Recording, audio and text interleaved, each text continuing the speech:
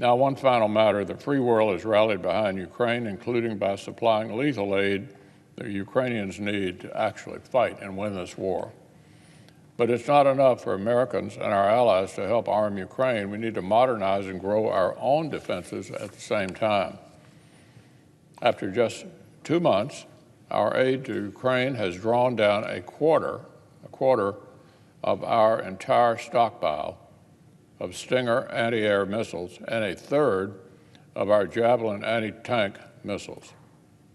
Our eastern flank allies' stockpiles of similar weapons have also shrunk as well. So this is a wake-up call, and not just about our ability to support the current fight.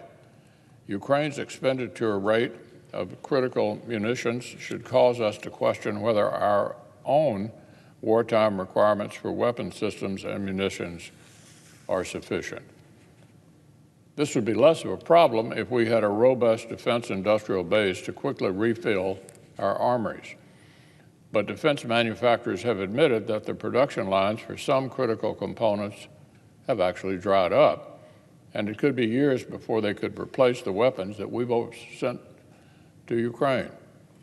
So, Mr. President, we live in a dangerous world, whether it's the prospect of escalation by Russia against NATO today, or the threat of aggression by China, Iran, North Korea, or some other adversary tomorrow. America must be prepared to project power all over the globe. We cannot assume our adversaries will give us time to prepare for battle or to restock in the middle of one. For the sake of deterring the next conflict, or winning it if deterrence fails, we must invest in our military readiness. For 2 years in a row, the administration has submitted budgets that do not adequately resource our military. They fail to even keep pace with President Biden's inflation, meaning a net cut in funding. And with prices soaring, it won't just take longer to build new Stingers and Javelins, it'll cost more for them as well. Congress has already given the administration significant tools and authorities to help America's defense industry address the urgent and growing demand for critical munitions and weapon systems. This is precisely the situation the Defense Production Act was designed to address. But instead of invoking the DPA as intended, this administration has entertained far-left schemes to use it for unrelated liberal goals like environmental policy.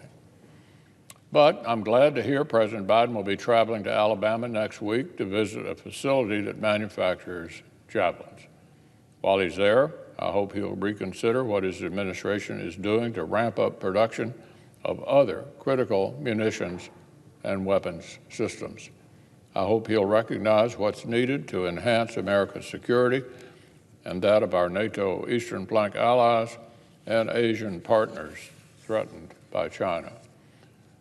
The President should use the powerful tools he already has to fix this shortfall before it's too late.